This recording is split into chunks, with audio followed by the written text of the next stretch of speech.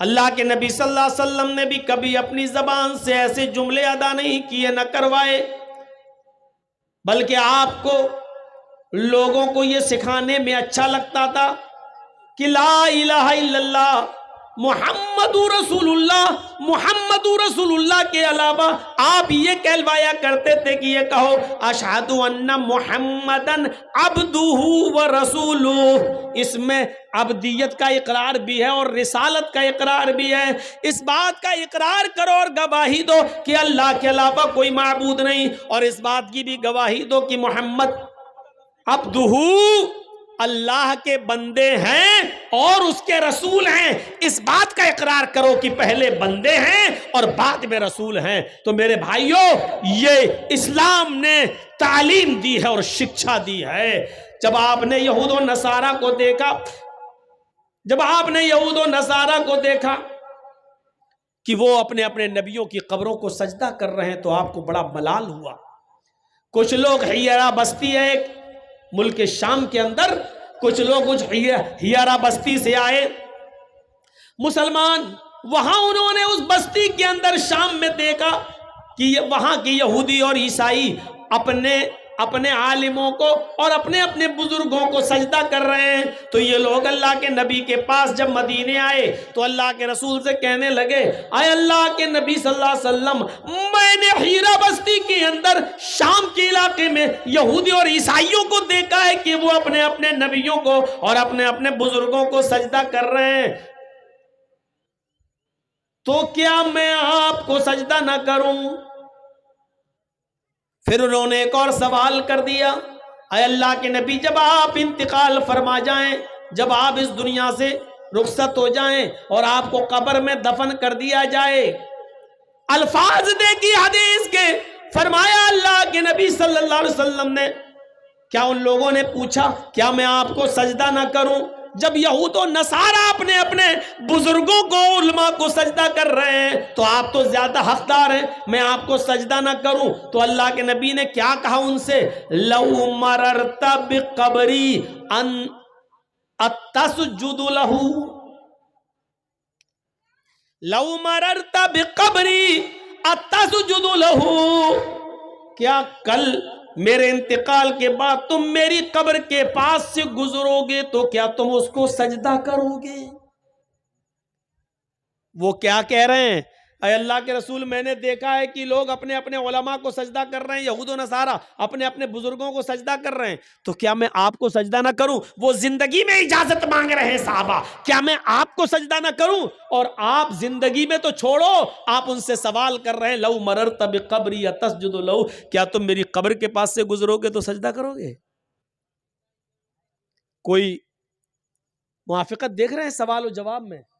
وہ اجازت مانگ رہے ہیں صحابہ کہ میں کیا آپ کو سجدہ نہ کروں، یعنی آپ بھی تو زندہ، کیا میں آپ کو سجدہ نہ کروں؟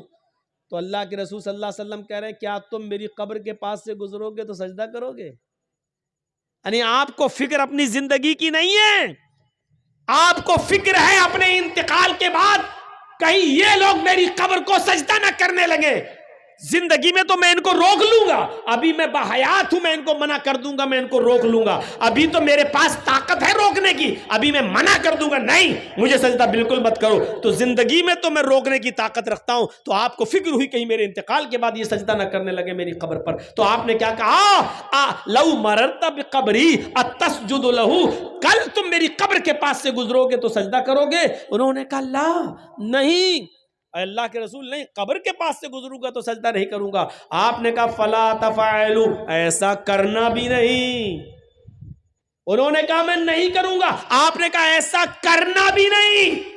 اس کے بعد اللہ کے نبی نے فرمایا لعنت اللہ علی الیہود والنصارى اتخذوا قبور انبیائہم مساجد، اللہ کی لعنت ہو یہودیوں پر اور نصرانیوں پر جنہوں نے اپنے اپنے انبیاء کی، اپنے اپنے پیغمبروں کی قبروں کو سجدہ گاہ بنا لیا، جنہوں نے اپنے اپنے رسولوں کی اور اپنے اپنے نبیوں کی قبروں پر سجدہ کرنے کی جگہ بنا لیا۔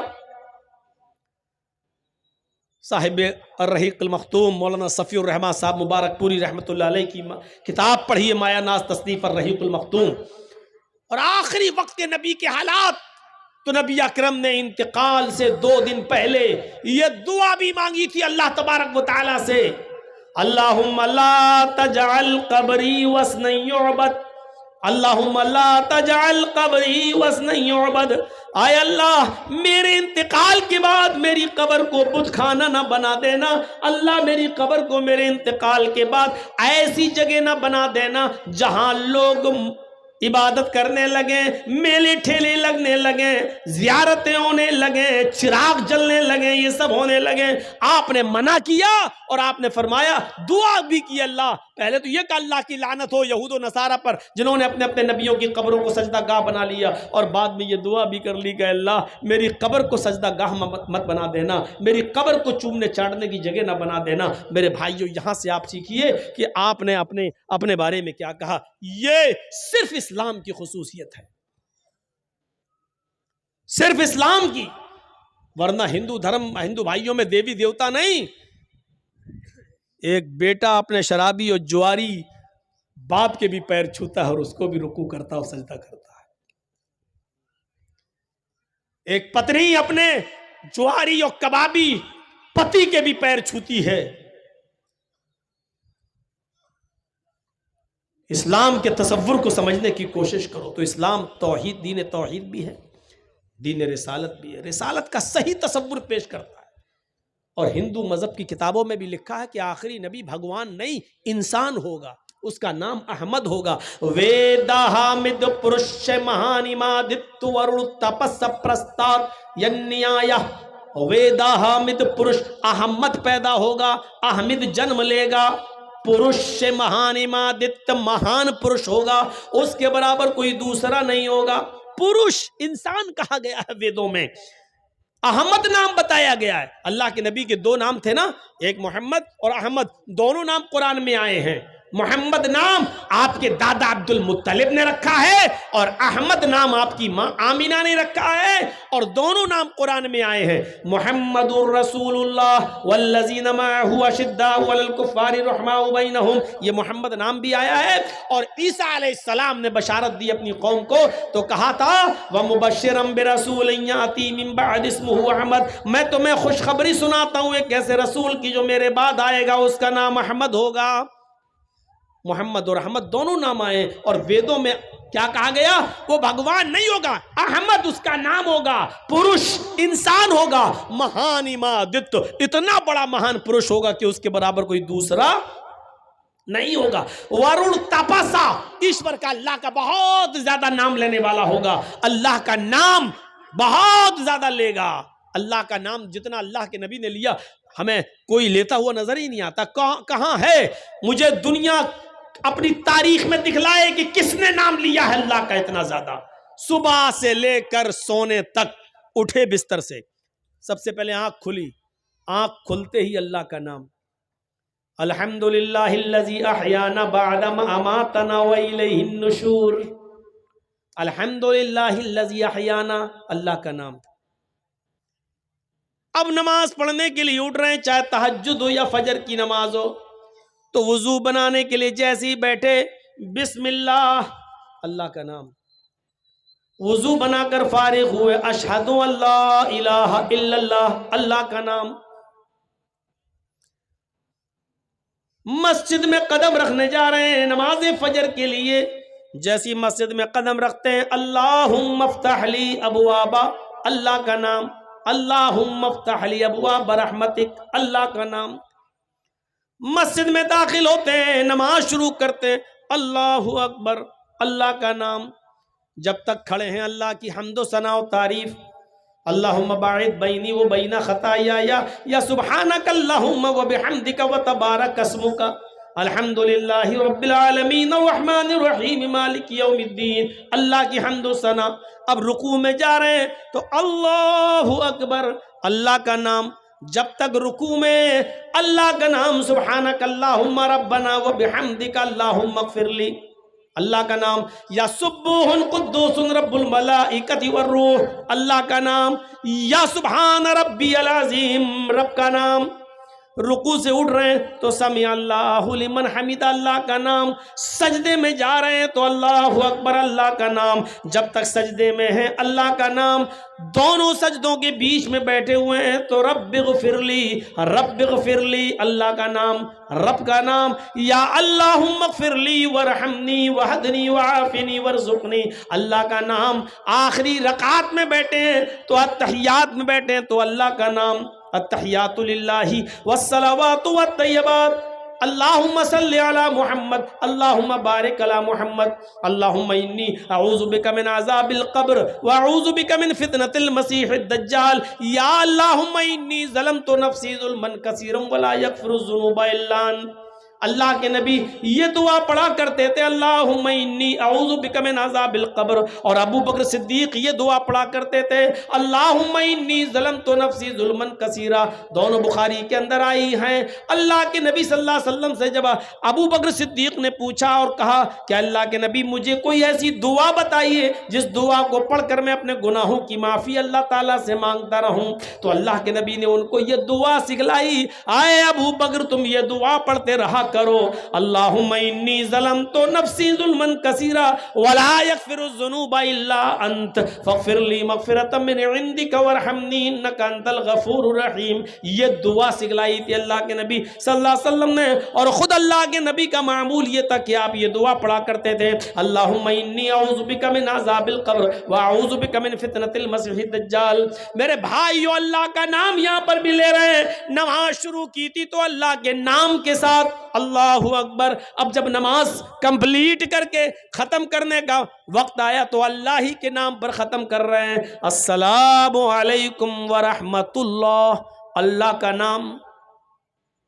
نماز سے فارغ اب جب تک مسجد میں بیٹھے ہیں اللہ کا نام، اللہ اکبر، استغفر اللہ استغفر اللہ استغفر اللہ، اللہم انت السلام ومنک السلام، اللہ لا الہ الا انت سبحانک انی کنت من الظالمین، یا لا الہ الا اللہ وحدہ لا شریک لہ لہ الملک ولہ الحمد وہو علی کل شیء قدیر، اللہ لا الہ الا هو الحی القیوم لا تأخذہ سنۃ ولا نوم، قل اعوذ برب الفلق قل اعوذ برب الناس قل هو اللہ احد، سبحان اللہ الحمدللہ اللہ اکبر، جب تک مسجد میں بیٹھے ہیں اللہ کا نام۔ اب مسجد سے نکل رہے ہیں تب بھی اللہ کا نام، اللہم انی اسألک من فضلک، گھر میں داخل ہو رہے ہیں تو السلام علیکم ورحمت اللہ، گھر سے باہر نکل رہے ہیں بسم اللہ توکلت علی اللہ ربی وربک اللہ، کسی آدمی سے ملاقات ہو گئی السلام علیکم ورحمت اللہ، مصافحہ کر رہے ہیں تو یغفر اللہ لنا ولکم، چھینک آئی تو الحمدللہ، سامنے والا چھینک دیا اور اس کی منہ سے نکل گیا الحمدللہ تو اس کو جواب دے رہے ہیں یرحمک اللہ، کپڑا پہن رہے ہیں تو اللہ کا نام، کپڑا اتار رہے ہیں تو اللہ کا نام، گھر میں داخل ہو رہے ہیں تو اللہ کا نام، گھر سے نکل رہے ہیں تو اللہ کا نام، کسی اونچی جگہ پر چڑھ رہے ہیں تو اللہ اکبر، کسی اونچائی سے نیچے پہاڑی سے نیچے اتر رہے ہیں تو سبحان اللہ۔ ایک منٹ ایسا بتا دو کہ جس منٹ میں محمد رسول اللہ کی زبان اللہ کا نام نہ لے رہی ہو۔ کھانا کھا رہے ہیں تو بسم اللہ، کھانا کھا کے فارغ ہوئے تو الحمدللہ۔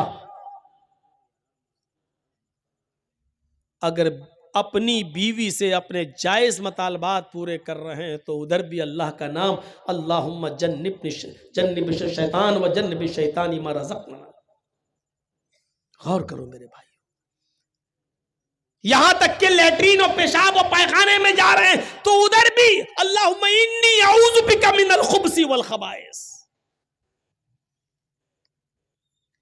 پورا دن آپ کا گزر گیا اللہ کا نام لیتے لیتے، اب بستر پہ سونے کی باری آئی، اٹھے تھے تو اللہ کا نام لے کر اب سو رہے تب بھی اللہم باسمک اموت واحیا ورڑ تپسا، اللہ کا بہت نام لے گا۔ اللہ کا اتنا نام لیا ہے تو صرف جناب محمد رسول اللہ صلی اللہ علیہ وسلم نے۔ تو اسلام کی خصوصیت کیا ہے کہ یہ دین توحید بھی ہے، دین رسالت بھی ہے، دین مساوات برابری کا سب سے بڑا علمبردار، مساوات کا سب سے بڑا علمبردار. آج بھی سیکولر کی باتیں ہوتی ہیں، لیکن آج بھی کسی مندر کے اندر کسی ہریجن کی انٹری آج بھی نہیں ہوتی. آج بھی کوئی اونچی قوم کا آدمی کسی نیچی قوم ذات کی برادری کے آدمی کے ساتھ ایک تھالی میں نہیں کھا سکتا ہے. آج بھی برہمن اور ہریجن دونوں ایک ساتھ مل کر کسی مندر میں پوجا نہیں کر سکتے ہیں.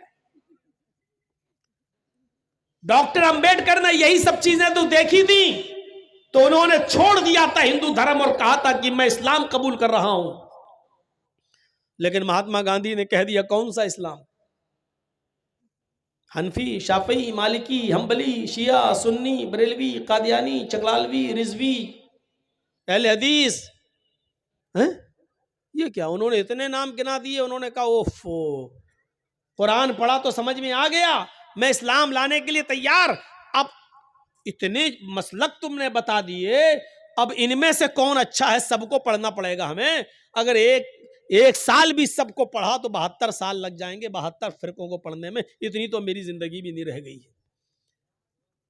غور کیجئے، قرآن پڑھا تو سمجھ میں آ گیا. اور جب مہاتما گاندھی نے ان کے سامنے حنفی، شافعی، مالکی، حنبلی، چکلالوی، قادیانی، شیعہ، سنی، بریلوی، یہ سب رکھا تو ان کا دماغ چکرا گیا. انہوں نے کہا میں اسلام بھی چھوڑ رہا ہوں، اب میں بودھ دھرم قبول کر رہا ہوں. پھر وہ بدھسٹ بن گئے اپنے 20,000 انویائیوں کے ساتھ. مساوات کا درس اگر دیتا ہے تو اسلام دیتا ہے. یا ایھا الناس انا خلقناکم من ذکر و انثی وجعلناکم شعوبا وقبائل لتعارفوا ان اکرمکم عند اللہ اتقاکم. اے سمپورن جگت کی مانو ذاتی، اے ساری دنیا کے انسانوں، ہم نے تمہیں ایک ہی مرد اور ایک ہی عورت سے پیدا کیا ہے. تمہارا باپ ایک، تمہاری ماں ایک. تم سب آدم کی اولاد ہو، تم سب حوا کے بیٹے ہو. تم سب کا ایک ہی باپ ہے منو آشو، اور تم سب کی ایک ہی ماں ہے شتروپا ہیوبتی. تم سب اسی ماں کے اور اسی باپ کے بیٹے ہو. یہ قرآن نے سب کو بھائی بھائی کہا ہے. سب کو کہا تم ساری دنیا کے انسانوں، تمہارا باپ ایک ہے، تمہاری ماں ایک ہے. انا خلقناکم من ذکر و انثی. اور اسلام لانے کے بعد سارے کالے گورے کے فرق کو مٹا دیا جاتا ہے. دیکھ لیجئے، حی علی الصلاۃ کی اذان کی آواز جب کانوں میں پڑتی ہے، امیر غریب سب اللہ کے گھر میں جمع ہیں. انصاری بھی ہے، خان بھی ہے. مسجد کے باہر اپنے آپ کو بڑا کہنا، چھوٹا کہنا، تو بڑا میں بڑا، تو چھوٹا میں چھوٹا. یہ مسجد کے باہر کہنا. میرے گھر میں آئے ہو تو سب برابر ہو، خان بھی ہو، انصاری بھی ہو، تیلی بھی ہو، سو بھی جس برادری کے ماننے والے ہو، سب لوگ میرے گھر میں ایک ہیں. قدم سے قدم سب کو ملانا ہے، ٹخنے سے ٹخنا سب کو ملانا ہے، کاندھے سے کاندھا سب کو ملانا ہے. بہت بڑا امیر آدمی ہو، چاہے کتنی بڑی دولت ہو، لیکن علم نہیں ہے. ایک غریب آدمی کا بچہ عالم قرآن ہے یا عالم حدیث ہے، پڑھ کے آیا ہے مدرسے سے، بہت غریب ہے بچہ بیچارہ، اس کا باپ زکوٰۃ لے لے کے کھاتا ہے اور اپنے بچوں کو کھلاتا ہے. لیکن اگر علم میں ماہر اور آگے ہے، مولوی ہے، حافظ ہے، تو وہ مصلی امامت پہ کھڑا ہوگا اور بڑے سے بڑا امیر اس کے پیچھے نماز پڑھے گا. یہ مساوات کا درس اگر کسی مذہب نے اجتماعی شکل میں دیا ہے تو وہ اسلام ہے. یہی اذان کی آواز پارلیمنٹ میں ایم پی اور ایم ایل اے مسلمانوں کے لیے بھی ہے، اور یہی اذان کی آواز سڑکوں پر بھیک مانگنے والے بھکاریوں کے لیے بھی ہے. دونوں ایک ہی وقت میں مسجد میں آئیں گے. امیر کے لیے کوئی الگ وقت اور غریب کے لیے کوئی الگ وقت نہیں. امیر کے لیے کوئی اور مسجد نہیں اور غریب کے لیے کوئی اور مسجد نہیں. میرے گھر میں آئے ہو تو سب برابر ہو، سب فقیر ہو. یہاں مانگو مجھ سے، اپنے گھر میں دولت دکھانا، میرے گھر میں تم سب فقیر ہو. انتم الفقراء، آئے مسجد میں آنے والوں تم سب فقیر ہو، تم سب میرے فقیر ہو. واللہ غنی حمید، اللہ غنی ہے، وہ بے نیاز ہے، وہی قابل تعریف ہے. بس اللہ ہی مالک ہے اور سب فقیر ہیں. یہ درس دیتا ہے اسلام. نماز ہمیں یہ درس دیتی ہے. ساتھ میں پیر سے پیر اور ٹخنے سے ٹخنا، قدم سے قدم. کوئی امیر آدمی یہ نہیں کہہ سکتا ہٹ غریب آدمی چل پیر اتر کر، اور یہ بھی نہیں کہہ سکتا اے چل ہٹ پیچھے جا چل. کسی کے باپ میں اتنی ہمت نہیں. امیر ہوگا تو اپنے گھر کا، اللہ کے گھر میں تو بھی فقیر ہے، تو بھی مانگنے گیا ہے. بڑے بڑے چودھریوں کی اور بڑے بڑے سرمایہ داروں کی چودراہٹ مسجد میں آنے کے بعد سب فیل. کیوں؟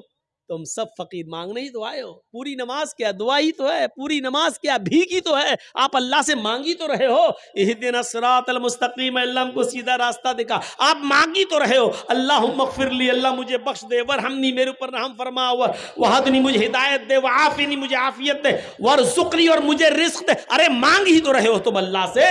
پوری نماز تو بھیک ہے، یعنی آپ اللہ سے مانگنے گئے ہیں. آپ تو خود ثابت کر رہے ہیں کہ اللہ مالک ہے اور ہم فقیر، اور تم کسی غریب آدمی کو بھگاؤ گے. اسی منظر کو دیکھ کر تو ڈاکٹر امبیڈکر نے کہا تھا یہ دیکھیے امیری غریبی کے فرق کو مٹا دیا گیا ہے، کالے گورے کے فرق کو مٹا دیا گیا ہے. یہی تو اسلام ہے، یہی تو درس دیا ہے محمد رسول اللہ نے. اسلام یہی درس. حضرت عمر فاروق پیشاب کر رہے ہیں اور ان کا غلام کہتا ہوا چیختا ہوا نکلا یہ امیر المومنین امیر المومنین امیر المومنین. حضرت عمر فاروق کو نہیں دیکھ پایا وہ. اب امیر المومنین پیشاب کر رہے ہیں، ان کو غصہ آ رہا، کمینہ امیر المومنین چلا رہا، پتہ نہیں میں پیشاب کر رہا ہوں، ایسے کیسے اٹھ جاؤں گا. جب استنجا کر کے فارغ ہوئے تو اس کو اے ذرا جی دیکھ نہیں رہے کہ میں پیشاب کر رہا تھا امیر المومنین. ایک تھپڑ دیا اس کے گال پر. ہاں بولو کیا بات. اس نے اپنی کچھ بات بتائی اور کہا ٹھیک ہے اچھا چلو ہو جائے گا. اس کے بعد جب جانے لگے حضرت عمر فاروق ادھر مڑے وہ ادھر مڑا. ان کا غلام کہنے لگا امیر المومنین آپ مجھے جس کام کے لیے بھیج رہے ہیں میں جا رہا ہوں، لیکن تھوڑی سی گزارش ہے. کہا جی بولو. ابھی ابھی آپ نے میرے گال پر جو تھپڑ مارا ہے، بس آپ کو میں اتنا کہنا چاہتا ہوں کہ تھوڑا سا اکیلے میں جا کر اپنے گھر میں تنہائی میں جا کر تھوڑی دیر کے لیے اتنا سوچ لینا کہ یہ تھپڑ آپ نے جائز مارا ہے کہ ناجائز مارا ہے.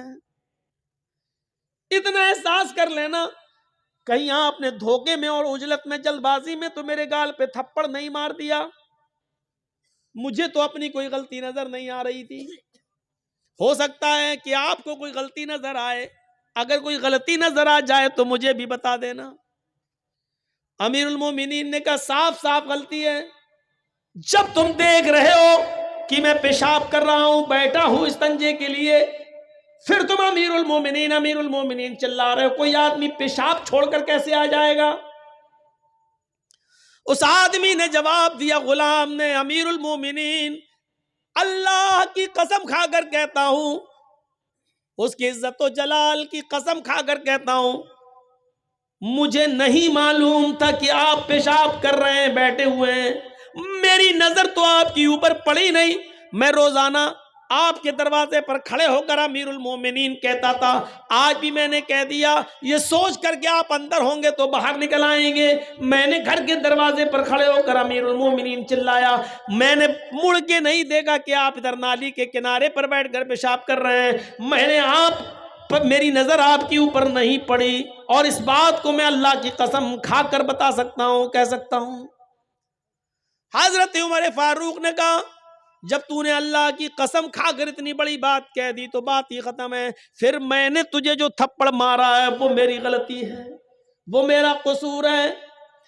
آئے میرے خادم، تم بھی یہ گال حاضر ہے اور تم بھی زوردار تھپڑ، جتنی زور سے میں نے تمہیں مارا ہے اتنی زور سے تھپڑ تم میرے گال پر مار لو.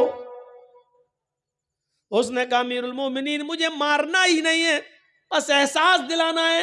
اگر آپ کو اپنی غلطی کا احساس ہو گیا تو میں نے آپ کو معاف کر دیا. فرمایا اس کو پکڑ کر کہ تم اس لیے معاف کر رہے ہو کیونکہ میں امیر المومنین ہوں، تم میرے نیچے ہو، خادم ہو. ایسا نہ ہو کہ کل قیامت کے دن تم میرا گریبان پکڑ لو اور قیامت کے دن تم میرا بدلہ لے لو. نہیں، تمہیں آج بدلہ لینا ہوگا. اس خادم نے، اس غلام نے کہا امیر المومنین، میں اسی اللہ کی قسم کھا کر کہتا ہوں کہ میں نے دل سے آپ کو معاف کر دیا ہے. جب آپ نے اپنی غلطی کا اعتراف کر لیا ہے تو میں دل سے معاف کر رہا ہوں. میں اللہ کی عزت و جلال کی قسم کھا کر کہتا ہوں قیامت کے دن میں آپ سے بدلہ لینے کا کوئی حقدار نہیں ہو سکتا، اس لیے کہ میں آپ کو اسی دنیا میں اللہ کے لیے معاف کر رہا ہوں. جب حضرت عمر نے یہ سنا تب اس کو چھوڑا کہ جب تم نے اللہ کی قسم کھا کر مجھے معاف کر دیا تو امیر المومنین. یہ تو ہندوستان جیسے ایک ملک کے نہیں، 22 لاکھ مربع میل پر حکومت کرنے والی شخصیت. 22 لاکھ مربع میل. عرب بھی، ایران بھی اسی میں، مصر بھی اسی میں، آذربائیجان بھی اسی میں، اردن بھی اسی میں، الجزائر بھی اسی میں، شام بھی اسی میں.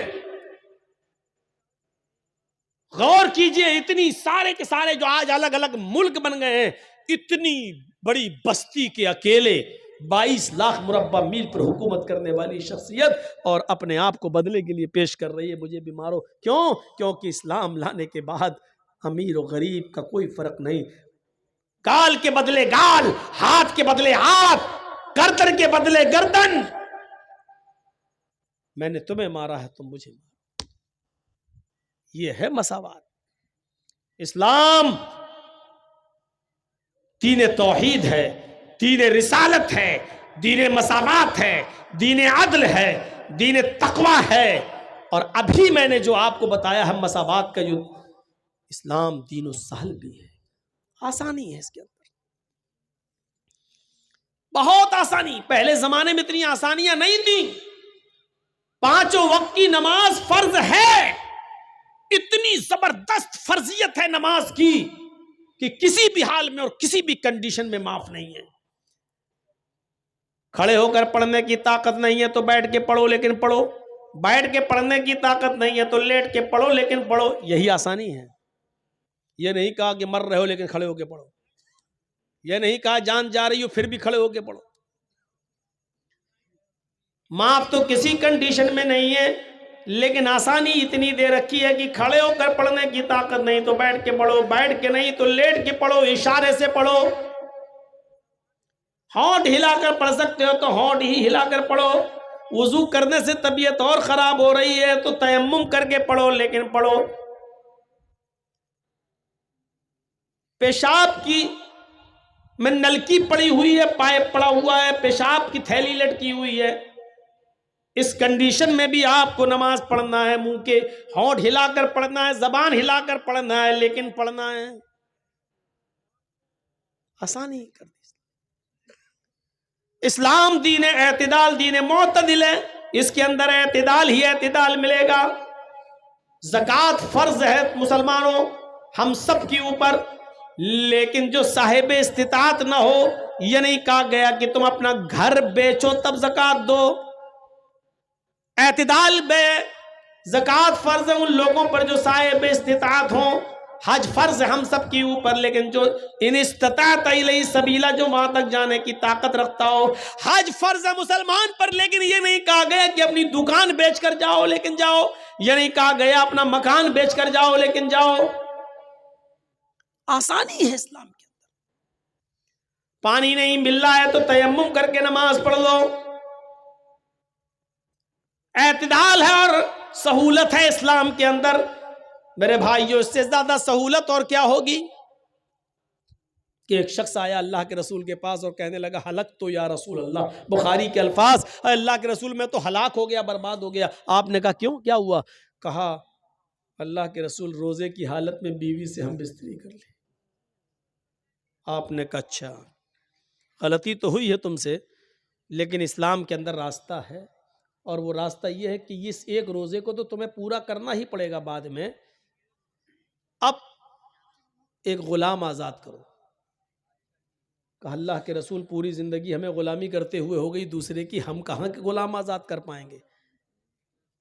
اللہ کے نبی نے فرمایا تو دوسرا آپشن بھی ہے، اگر غلام آزاد کرنے کی طاقت نہیں ہے تو 60 روزے رکھو مسلسل پے در پہ کنٹینیو، شہرین متتابعین، کنٹینیو رکھنا ہے، ریگولر پر پے در پے، ایک بھی چھوڑنا نہیں چاہیے بیچ میں، 60 روزے مسلسل بلا کسی عذر اور بلا کسی بیماری کے، ایک بھی روزہ آپ نے اگر چھوڑ دیا تو اب تک جتنے رکھے وہ سب بیکار۔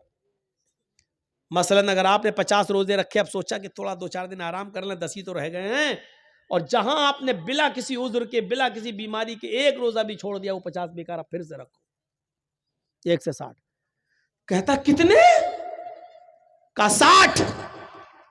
کہ اللہ کے رسول ایک روزے کا تو یہ حال ہے، بیوی سے مل بیٹھا، 60 روزے کہاں سے رکھ لوں گا، میرے پاس 60 روزے رکھنے کی بھی طاقت نہیں۔ آپ نے کہا پھر ایک اور تیسرا راستہ ہے، بس آخری لاسٹ وے، آخری راستہ۔ کہا کیا ہے، بتائیے بتائیے۔ آپ نے فرمایا 60 مسکینوں کو کھانا کھلاؤ۔ سوچنے لگا، آپ نے کہا کیا سوچ رہے ہو؟ کہا کہ اے اللہ کے رسول اس کے علاوہ کوئی؟ کہا نہیں، صرف 60 مسکینوں کو، اب یہ آخری راستہ ہے۔ کہا اللہ کے رسول آپ کو شاید میری کنڈیشن معلوم نہیں ہے۔ آپ نے کہا اب کیا ہوا؟ کہا میرا اپنا یہ حال ہے کہ اگر صبح کھانے کو مل جائے تو شام کو بھوکا سوتا ہوں، اور شام کو مجھے اور میری فیملی کو اگر کھانے کو مل جائے تو صبح سے لے کر شام تک بھوکا رہتا ہوں۔ ہمیں دونوں ٹائم کھانا نہیں مل پا رہا ہے، میں 60 مسکینوں کو کھانا کہاں سے کھلا سکتا ہوں؟ نہیں ہے۔ 3 ہی آپشن ہوتے ہیں اور تینوں اس کے پاس نہیں ہیں۔ تو اللہ کے رسول نے کہا چلو رکو، میں تمہارے لیے انتظام کرواتا ہوں، کچھ تو کرنا پڑے گا تمہیں، ایسے تھوڑی بیوی حلال ہو جائے گی تمہارے لیے۔ نماز کا وقت ہوتا ہے، نماز کے بعد آپ نے اعلان کیا صحابہ سے، یہ تمہارا بھائی ہے، روزے کی حالت میں بیوی سے ہم بستری کر بیٹھا ہے، غلام آزاد کرنے کی طاقت نہیں، روزے رکھنے کی طاقت نہیں، مسکینوں کو کھانا کھلانے کی طاقت نہیں، اس کے لیے چندہ کرو، جو کسی کے پاس ہو لے کر آؤ، اس کی مدد کرو، یہ اپنے علاقے کے غریبوں مسکینوں میں تقسیم کر دے گا، اس کا کفارہ ادا ہو جائے گا، اس کی پینالٹی ادا ہو جائے گی۔ اچھا، اب لوگ اپنے گھر سے لائے، کوئی 2 کھجور، کوئی 5 کھجور، کوئی 10 کھجور، کوئی کچھ، ایک ٹوکرا بھر گیا، اتنی بڑی تھیلی۔ اللہ کے رسول نے اپنے ہاتھ سے اٹھا کر اس کو دیا، لو یہ تمہارے بھائیوں نے تمہارے لیے چندہ کیا ہے، پکڑو اس کو۔ کہا میں کیا کروں اس کا اللہ کے رسول؟ تعجب دیکھیے، کہا اللہ کے نبی نے جاؤ اپنے قبیلے میں، اپنے خاندان میں جاؤ، اور اس کو اپنے علاقے کے غریبوں میں، اپنے قبیلے کے غریبوں میں تقسیم کر دو، تمہارا کفارہ ادا ہو جائے گا اور تمہاری بیوی حلال ہو جائے گی تمہارے لیے، جاؤ۔ کہنے لگا اللہ کے نبی صلی اللہ علیہ وسلم میں اپنے قبیلے میں کس کو دوں؟ آپ نے کہا بتایا تو، اپنے علاقے کے غریبوں میں مسکینوں میں بانٹ دو۔ کہنے لگا اللہ کی قسم پورے گاؤں میں، پورے قبیلے میں، پورے خاندان میں مجھ سے زیادہ غریب کوئی ہے ہی نہیں۔ یہ سنا تو اللہ کے نبی کے چہرے پر مسکراہٹ آ گئی، آپ کے دانت دکھائی دینے لگے، آپ کی بانچیں کھل اٹھی، اور ہنستے ہوئے کہا تو ہی لے جا، جا خود کھا لے اور اپنے بچوں کو کھلا دے، تیرا کفارہ ادا ہو جائے گا، جا۔ اس سے زیادہ آسانی کون سے مذہب پہ اور کس مذہب میں ملے گی؟ یہ دین معتدل ہے۔ اسلام کی خصوصیات پر یہ چند باتیں میں نے آپ کے سامنے رکھی ہیں۔ 2:53 ہو چکے تھے، جلسہ کمیٹی کے خاص ذمہ دار نے کہا تھا 12 بجے آپ کو ٹائم مل جائے گا، اب وہ پھر 2 منٹ 5 منٹ 10 منٹ ہوتے ہوتے میرے بھائیوں تقریباً 1:30 بجے ٹائم ملا۔ بہرحال 1.5 گھنٹے کی اس تقریر پر میں اکتفا کرتا ہوں۔ کل بھی میرا پروگرام ہے، شیخ اصغر صاحب نے پروگرام میرے، آج کا بھی یہ پروگرام انہوں نے لیا، کل کا بھی لیا۔ دعا کیجیے اللہ رب العالمین ان جلسوں کے جو اثرات ہونا چاہیے وہ ہماری زندگیوں پر مرتب فرمائے۔ صرف شب بیداری نہیں ہونی چاہیے، ہمیں اپنی زندگیوں میں انقلاب پیدا کرنا چاہیے۔ اس وقت ہمارے ملک کے جو حالات ہیں ان کو سامنے رکھتے ہوئے ہر مسلمان کو سوچنا چاہیے کہ ہمیں کس طریقے کی زندگی گزارنی ہے۔ میرے بھائیوں، بڑی حکمت اور بڑی دانائی سے اور بڑی ہوشیاری سے کام کرنا ہے، بڑی ہوشیاری سے کام کرنا ہے، عقل مندی سے کام کرنا اور ہوشیاری سے ہمیں اور آپ کو کام کرنا۔ ایسا نہ ہو کہ ایک جنگل کے اندر تھا وہ، اور ایک شکار شیر نے کیا، ایک شکار بھیڑیے نے کیا، اور ایک شکار لومڑی نے کیا، تو پھر شیر نے پوچھا بتاؤ بھیڑیے سے اور لومڑی سے کہ انصاف کرو یہ جانور کون کھائے گا؟ تو سب نے بھیڑیے نے فیصلہ کیا. بھیڑیے نے کہا کہ جو جانور جس نے مارا ہے وہ کھا لے. بھیڑیے نے کہا میں نے بکری ماری، میں بکری کھا لیتا ہوں. لومڑی نے کہا میں نے خرگوش مارا ہے، میں لومڑی کھا لیتا ہوں. وہ لومڑی خرگوش کھا لے گی. اور آپ نے جو اتنا بڑا گدھا مارا ہے اب گدھا کھا جائیے شیر سے. شیر کو غصہ آیا اور شیر نے اس بھیڑیے کو ہی پھاڑ ڈالا. لیا کمینہ یہ فیصلہ کر رہا ہے. اب لومڑی سے پوچھا کہ کمینہ سچا فیصلہ نہیں کیا تھا، تو بتا کہ کیا کرنا چاہیے. لومڑی سمجھ گئی. لومڑی نے کہا حضرت آپ جنگل کے راجا ہیں، صبح اٹھیے ناشتے میں کھجور یہ لے لیجئے خرگوش، دوپہر میں بکری کھا لیجئے، اور شام کو آپ کا یہ پورا گدھا پڑا ہوا یہ کھائیے، اور اب تو بھیڑیا بھی آپ نے مار دیا ہے، یہ بھی منہ کا ذائقہ صحیح کرنے کے لیے رات کو سوتے وقت اس کو بھی لے لیجئے. یہ چاروں ہی جانور تو آپ کے ہیں، آپ ہی کھائیے، آپ جنگل کے راجا، آپ نہیں کھائیں گے تو کون کھائے گا؟ شیر نے کہا واہ لومڑی کیا فیصلہ کیا ہے، بہت اچھا فیصلہ، گڈ. اس کی پیٹھ تھپ تھپائی اور اس نے پوچھا شیر نے اتنا اچھا فیصلہ کرنا تو نے سیکھا کہاں سے؟ کہنے لگی بھیڑیے سے. کہنے لگی بھیڑیے سے. تو میرے مسلمانوں ایسا نہ ہو کہ ایک خون خوار آدمی، آپ سمجھ گئے ہیں نا، ہم سب کو کھا جائے. اس لیے کبھی کبھی عقل مندی کا تقاضا یہ ہے کہ اپنا بھی کھانا اسی کو دے دیا جائے. لو اگر آپ اپنی سیفٹی چاہتے ہو تو